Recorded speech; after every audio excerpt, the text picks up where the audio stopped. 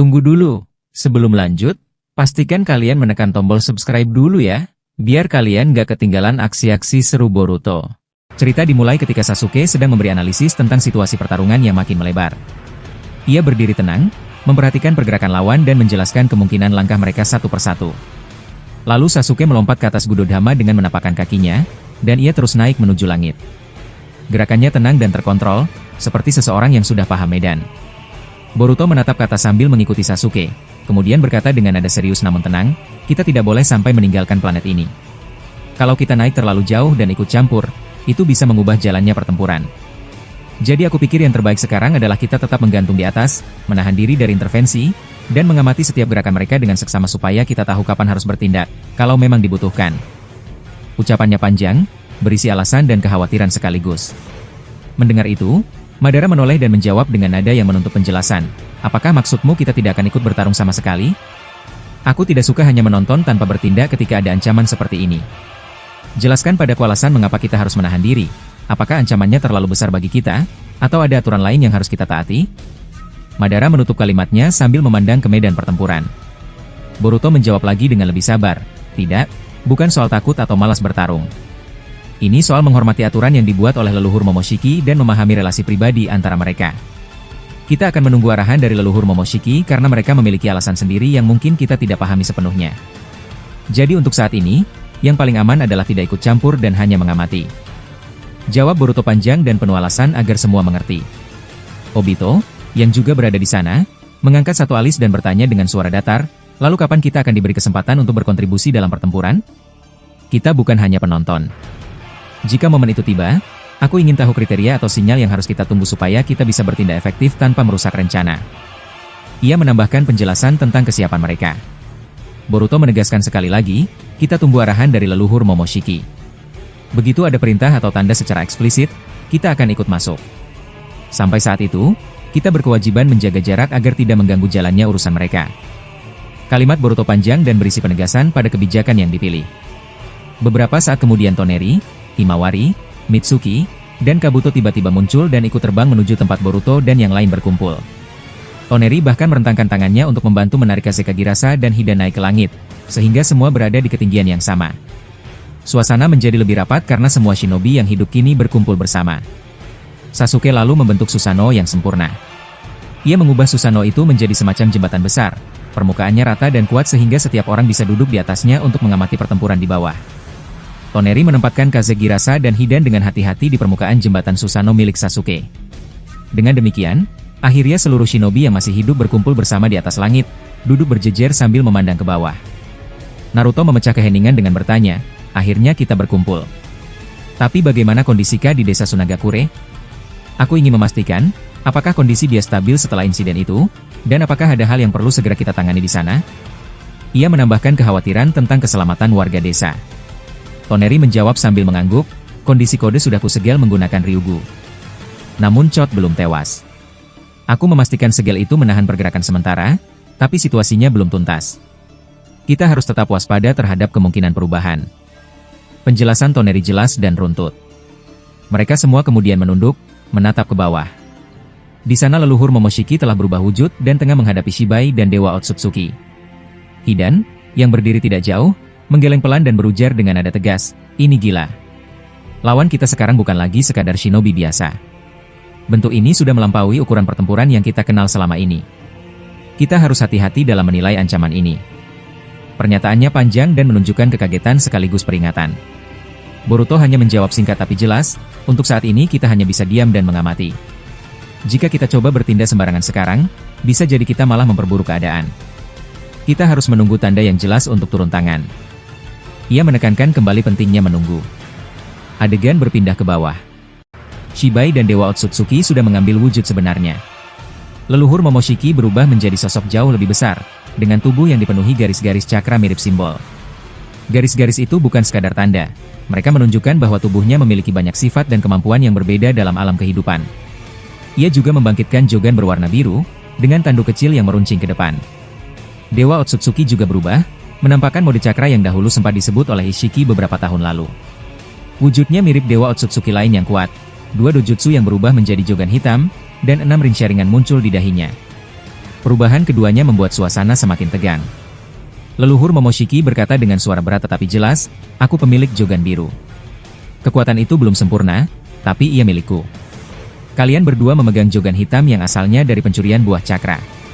Sedangkan Uzumaki Boruto adalah satu-satunya yang memegang Jogan putih. Apakah kalian masih mengincar Jogan Boruto?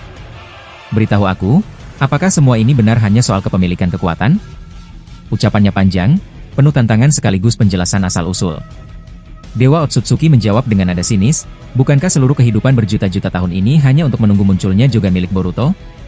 Bukankah kau sendiri juga menginginkannya? Jadi jangan berpura-pura suci. Kau sama seperti aku, juga mengkhianati asal-usulmu demi ambisi. Aku tidak akan mundur dari cita-cita itu." Kalimatnya panjang, menuduh, dan mengungkap motif yang lebih dalam. Shibai memotong dengan tawa ringan, lalu berkata dengan nada kasar, "Kau memang tidak jauh berbeda dari kami. Jangan merasa kau di posisi paling benar. Kita semua punya cara masing-masing untuk mencapai tujuan. Jadi lepaskan anggapan suci itu dan tunjukkan kemampuanmu kalau memang berani." Ia menantang sambil menyinggung sikap leluhur Momoshiki. Leluhur Momoshiki lalu bercerita panjang tentang masa lalu. Ia mengatakan bahwa jutaan tahun lalu, ketika klan Otsutsuki pertama kali terpecah, keturunan mereka berperang hebat demi kekuasaan. Di antara keturunan itu ada satu garis yang dikenal memiliki perasaan cinta. Berbeda dari keturunan leluhur Momoshiki dan keturunan Shibai yang sedikit sekali mengenal cinta, garis keturunan Kaguya Otsutsuki membawa sifat kasih. Ia menjelaskan bahwa ayah Kaguya dan leluhurnya juga menunjukkan perasaan cinta itu, dan karena itu Kaguya menikahi manusia sehingga lahirlah banyak shinobi di planet ini. Ia menambahkan dengan nada reflektif, "Dulu aku menganggap keturunan Kaguya lemah karena mengandalkan cinta. Aku melihat itu sebagai kelemahan. Namun kini aku lihat sebaliknya. Perasaan cinta ternyata penting. Kekuatan tanpa rasa hanya merusak. Jika seseorang punya kekuatan besar tetapi tidak punya empati, ia bisa menghancurkan alam semesta tanpa memikirkan orang lain. Itu yang membuat aku menilai cara mereka benar, bukan salah." Ucapannya panjang dan menunjukkan perubahan pandangan. Shibai menertawakan pernyataan panjang itu dan berkata, "Sudah cukup ocehanmu. Ucapan panjangmu tidak mengubah hasil pertarungan. Bicara saja nanti setelah kau kalah atau menang. Sekarang buktikan kata-katamu dengan aksi." Ia menuntut agar perdebatan dihentikan dan pertarungan diselesaikan. Leluhur Momoshiki menanggapi dengan suara datar, "Kalian tidak berubah. Hati kalian tertutup oleh kekuatan kotor sehingga kalian tidak memikirkan nasib shinobi lemah dan kerusakan yang telah terjadi. Aku mencoba memberi alasan kenapa kita berbeda, tapi sepertinya yang bisa kau lakukan hanyalah menghina." Ia menegaskan lagi perbedaan nilai di antara mereka. Dewa Otsutsuki mengabaikan retorika panjang itu dan menantang, "Jika tujuannya hanya ocehan, aku tidak tertarik. Aku tahu kau kini lebih kuat dari sebelumnya. Dulu kau kulumpuhkan sampai nyaris tewas. Jadi tunjukkan kekuatan barumu sekarang, dan biarkan aku mengakhiri semua ini. Dendamku padamu belum pudar. Aku akan melenyapkanmu, leluhur Momoshiki." Ucapan Dewa Otsutsuki penuh dengan niat dan ancaman yang jelas. Adegan berakhir dengan ketegangan yang memuncak di udara, sementara para shinobi di atas jembatan Susanoo tetap mengamati, menunggu tanda yang tepat untuk turun tangan. Mereka duduk tenang, tetapi setiap mereka tahu bahwa keputusan berikutnya bisa mengubah banyak hal. Cerita terus mengarah ke bentrokan antara tekad, cinta, dan kekuasaan di medan yang lebih besar dari apa yang pernah mereka kenal. Tak lama berselang, leluhur Momoshiki terlihat masih ingin mengatakan sesuatu. Namun, Shibai yang sudah berada dalam wujud aslinya tidak memberi kesempatan. Ia bergerak sangat cepat dan langsung menyerang Momoshiki. Dari tangannya, Shibai mengeluarkan dua tongkat dewa yang sebelumnya tidak pernah ia gunakan. Tongkat itu dikibaskan dengan kuat, dan dari sana keluar cakra Shinjutsu yang membentuk cahaya mirip laser Jubi. Bedanya, serangan itu berputar seperti spiral yang menyapu luas. Leluhur Momoshiki terkena serangan tersebut. Namun, ia menahan energi spiral itu dengan cepat menggunakan Budodama yang ia ubah bentuknya menjadi kotak besar. Serangan spiral itu tertahan, tetapi energinya memantul liar ke berbagai arah, menghantam daratan. Akibatnya, lempeng bumi bergeser hebat. Seluruh planet berguncang seperti hendak pecah. Di saat yang sama, Dewa Otsutsuki muncul dari arah lain. Ia menciptakan gravitasi dengan tingkat yang sangat tinggi. Dalam sekejap, gravitasi di seluruh bumi meningkat drastis. Semua benda, termasuk makhluk hidup, tertarik kuat ke tanah. Rasanya seperti ditindih benda ratusan ton, membuat siapapun tidak bisa bangun atau berdiri. Boruto dan yang lain, yang tadinya berada di langit di atas Susanoo Sasuke, ikut terjatuh ke tanah. Mereka semua terbaring tak berdaya. Boruto berusaha berbicara sambil menahan rasa berat di tubuhnya. Gravitasi ini gila sekali. Aku tidak bisa bangun sama sekali. Rasanya tubuhku tertindih beban besar. Naruto yang terbaring di sampingnya menimpali dengan suara tertekan. Sial, tekanan ini bahkan lebih berbahaya daripada dimensi milik Kaguya yang pernah kita alami di masa lalu. Aku tidak menyangka gravitasinya bisa sekuat ini. Sasuke, dengan napas berat, ikut bersuara, Boruto, apakah Joganmu bisa mengatasi keadaan ini? Jujur saja, aku tidak bisa berdiri. Tubuhku benar-benar terasa ditekan. Rasanya seperti tulangku hampir patah. Himawari, Toneri, Mitsuki, Kazekage Gerasa, bahkan semua shinobi lain hanya bisa berbaring dengan wajah penuh ketegangan. Tak seorang pun mampu bergerak bebas. Sementara itu, di medan utama, leluhur Momoshiki terus digempur oleh Shibai dan Dewa Otsutsuki. Mereka bertiga tampak tidak terpengaruh sama sekali oleh gravitasi karena kekuatan mereka sudah berada di tingkat berbeda. Momoshiki masih bisa bergerak cepat meski tubuhnya juga merasakan tekanan. Dewa Otsutsuki melepaskan ratusan petir kecil berbentuk bola dari kedua jogan hitamnya. Bola-bola itu menyerbu Momoshiki secara beruntun seperti hujan. Namun, Momoshiki hanya mengedipkan jogan birunya sekali, dan semua serangan itu langsung lenyap tanpa bekas. Kemudian, Momoshiki menatap langit dengan serius. Dalam sekejap, seluruh gravitasi yang menekan bumi menghilang begitu saja. Semua makhluk hidup kembali bisa berdiri normal, meski tubuh mereka masih terasa lemah. Shibai dan Dewa Otsutsuki tidak berhenti. Mereka berdua melesat maju dan mendesak Momoshiki dengan serangan cepat tanpa jeda. Dewa Otsutsuki memukul sekali, dan dalam satu hentakan bukit besar langsung hancur berhamburan. Sementara itu, Shibai menendang keras, dan hanya dengan angin tendangannya saja tanah dataran tinggi sepanjang ratusan meter pecah berantakan. Tetapi semua itu masih bisa ditangkis Momoshiki hanya dengan kedua tangan kosong. Ia berkata dengan nada tenang, hanya segitu kemampuan taijutsu kalian? Kalau begitu, biar aku tunjukkan apa itu tendangan sebenarnya. Momoshiki lalu mendorong tubuh Shibai dan Dewa Otsutsuki ke depan. Ia melayang sebentar, lalu menendang keduanya dengan kekuatan besar. Hasilnya, tubuh mereka berdua terpental jauh hingga tulang-tulangnya terlihat patah. Kekuatan tendangan itu begitu besar, bumi langsung retak. Dalam sekejap, planet terbelah, permukaannya hancur hingga terpisah seperti retakan raksasa. Boruto, yang berada agak jauh dari lokasi ledakan, memandang dengan wajah kaget. Ia berkata, ini gawat, planet bumi sudah terbelah. Kekuatan mereka benar-benar di luar nalar. Padahal mereka hanya menggunakan taijutsu, belum mengeluarkan jurus penuh. Jika ini berlanjut, bumi bisa hancur total. Aku tidak bisa membayangkan apa yang akan terjadi kalau mereka memakai kekuatan sesungguhnya. Madara menjawab sambil mengamati kehancuran itu. Kalau begitu, satu-satunya cara adalah jangan biarkan mereka bertarung di bumi. Kita harus membawa pertarungan ini ke dimensi lain. Obito menggeleng pelan, lalu berkata, tapi bukankah leluhur Momoshiki berniat membiarkan Shibai dan Dewa Otsutsuki mati agar tubuh mereka dimakan pohon Shinju? Lalu cakra para shinobi bisa kembali? Kalau kita pindahkan pertempuran ke dimensi lain, bagaimana rencana itu bisa terjadi? Toneri menimpali dengan wajah serius, memang ini rumit. Tapi aku punya dugaan. Aku pernah membaca gulungan rahasia dari kakakku di bulan. Gulungan itu menyebut ada seorang Dewa Otsutsuki yang punya kemampuan meregenerasi planet yang sudah rusak. Kita tahu ada shinobi seperti Naruto yang bisa menyembuhkan tubuhnya sendiri. Namun kemampuan itu berbeda. Ia bisa memperbaiki planet sekaligus makhluk hidup di dalamnya. Menurutku, leluhur Momoshiki adalah sosok yang disebut dalam gulungan itu. Kabuto ikut menambahkan, kalau benar begitu, pertarungan ini akan semakin berbahaya. Bayangkan, hanya dengan satu tendangan saja planet bisa terbelah. Bagaimana kalau salah satu serangan itu mengenai kita langsung? Kita bisa mati seketika. Tiba-tiba, Momoshiki merasuki tubuh Boruto. Dalam sekejap, kesadaran Boruto hilang dan digantikan Momoshiki. Dengan suara Boruto, ia berkata, kalian semua, maafkan aku jika kedatangan leluhurku merusak bumi hingga sejauh ini. Tapi ini baru permulaan.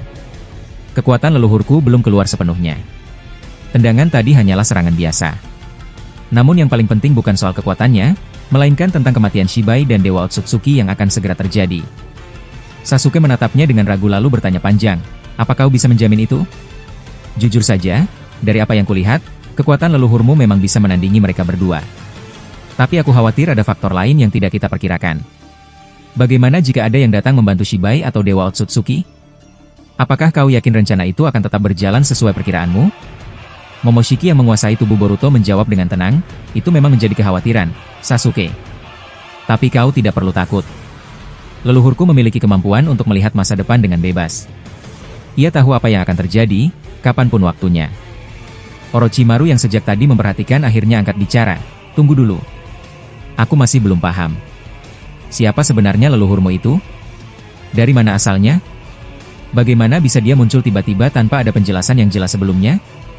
Aku ingin tahu latar belakangnya sebelum aku mempercayai semua yang kau katakan. Momoshiki berkata dengan nada tenang. Baiklah, akan aku jelaskan tentang leluhurku. Aku adalah seorang putra dari ayahku, dan kalian pernah berhadapan dengan ayahku itu di masa lalu. Ayahku juga memiliki seorang ayah, atau bisa kalian sebut sebagai kakekku. Dari kakekku itulah, garis keturunan terus berlanjut hingga mencapai puncak tertinggi, yaitu leluhurku. Mendengar penjelasan itu, Madara terlihat ragu lalu bertanya, tunggu sebentar. Kalau memang begitu, ada hal yang membuatku bingung. Jika leluhurmu itu sudah hidup sejak lama, mengapa penampilannya tidak menunjukkan tanda-tanda tua? Malah terlihat jauh lebih muda dari seharusnya. Momoshiki menoleh dan menjawab pelan, itulah yang membedakan Otsutsuki dengan manusia. Kalian, para manusia, semakin lama akan semakin menua. Tubuh kalian menjadi lemah, kulit keriput, dan energi kalian berkurang seiring waktu. Tapi bagi Otsutsuki, hal itu tidak terjadi. Kami abadi, tubuh kami tidak menua meskipun sudah hidup jutaan tahun. Tenaga kami tidak berkurang sama sekali. Itulah alasan mengapa leluhurku tetap terlihat muda. Dia pernah menduduki posisi sebagai Dewa Otsutsuki kedua, setelah rivalnya menghilang akibat pertarungan besar di masa lalu. Rival leluhurku itu adalah Dewa Otsutsuki yang sekarang berada di pihak Shibai. Mereka berdua selalu bermusuhan, dan sampai sekarang belum pernah ada hubungan baik di antara mereka. Kabuto yang sejak tadi memperhatikan akhirnya angkat bicara. Kalau begitu, apakah setiap Otsutsuki selalu memiliki ayah? Termasuk Kaguya? Momoshiki menatap Kabuto lalu menjawab, tentu saja. Kaguya juga memiliki ayah, meskipun ayahnya sudah lama mati. Keturunan Kaguya pun hampir dimusnahkan, karena mereka sering menuruti perasaan dan terjebak dalam cinta. Kami, para Otsutsuki, sebenarnya tidak menyukai konsep cinta. Namun Kaguya dan keturunannya berbeda, mereka selalu melibatkan perasaan. Tetapi sekarang aku mulai mengerti, ternyata cinta juga memiliki arti yang penting. Bahkan jika aku diberi kesempatan, aku ingin meminta maaf kepada Kaguya atas semua kesalahan yang terjadi pada masa lalu klan Otsutsuki. Naruto kemudian ikut bertanya dengan serius, kalau begitu, apakah masih ada Otsutsuki lain yang lebih berbahaya dibandingkan Shibai dan yang lainnya? Jika memang ada, bisakah kau memberitahu kami?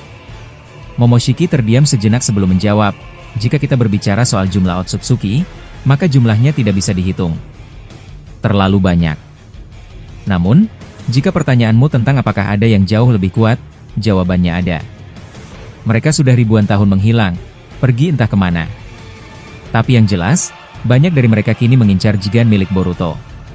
Karena itulah, jangan terkejut jika suatu saat banyak Otsutsuki yang muncul dan datang ke Boruto. Mereka semua menganggap Jigen sebagai sesuatu yang sangat berharga.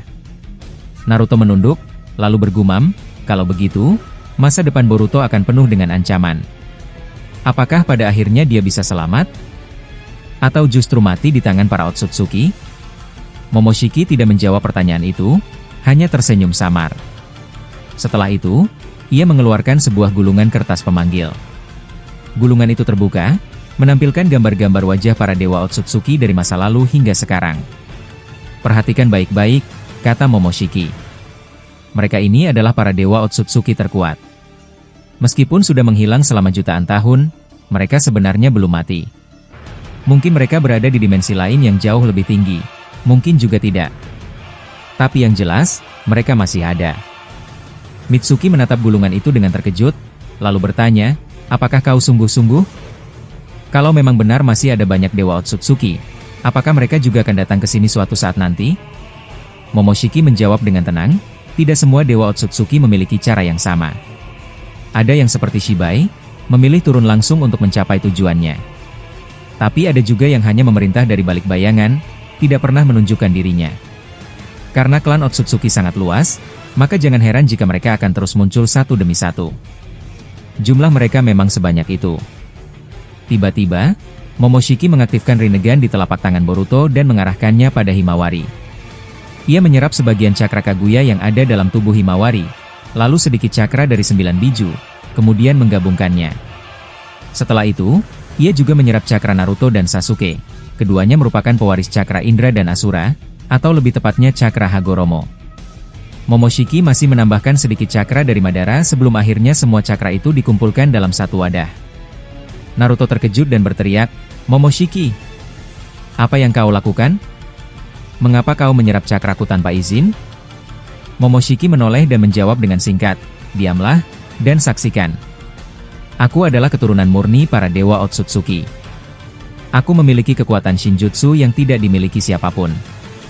Dengan tangannya, Momoshiki lalu menyalurkan gabungan cakra itu ke dalam tubuh Zetsu putih yang baru ia ciptakan. Perlahan, tubuh itu mulai berubah wujud.